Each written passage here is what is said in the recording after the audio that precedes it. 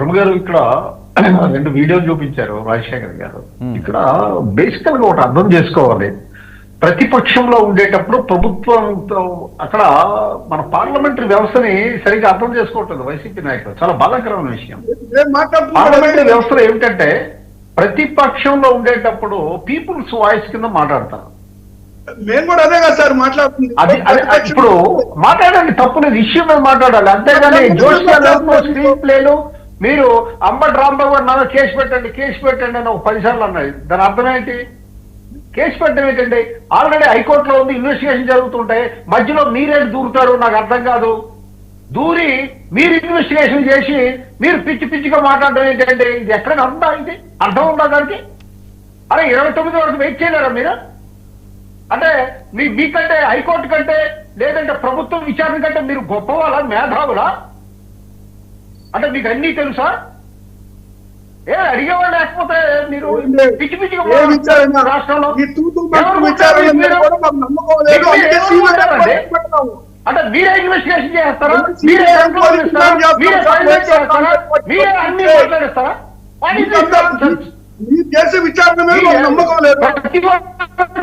Laxman rank ఉంటుంది, ప్రతి ఒక్క యూటేషన్ ఉంటుంది. హద్దు దాటకండి, లక్ష్మణ్ ర్యాంక్ దాటకండి. ఇది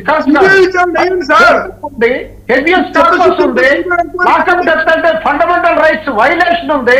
మీకు న్యాయం అంటే రాజ్యాంగం అంటే తెలుసా?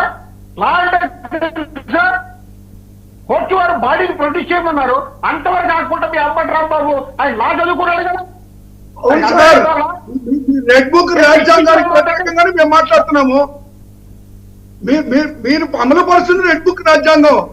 మీరు అంబేద్కర్ గారి రాజ్యాంగం ఆంధ్రప్రదేశ్ లో ఎక్కడ నడుస్తుందో చెప్పండి.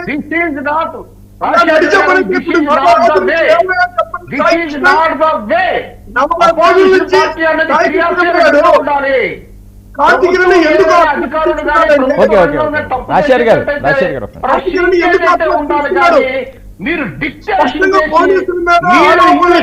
చేసి మీరు కంట్రోల్ ఇచ్చి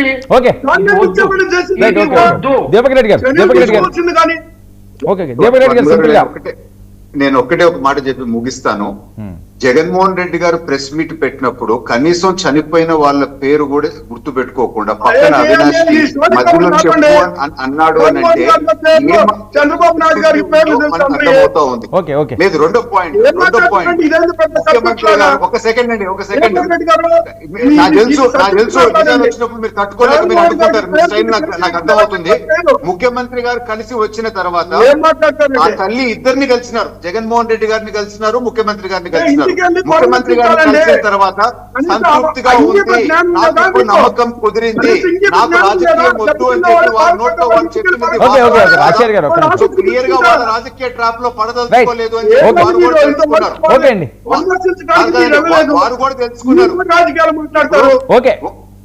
ఇటు నన్ను మాట్లాడకుండా అడ్డుకుంటే ఇంకా వేస్ట్. వర్మ గారు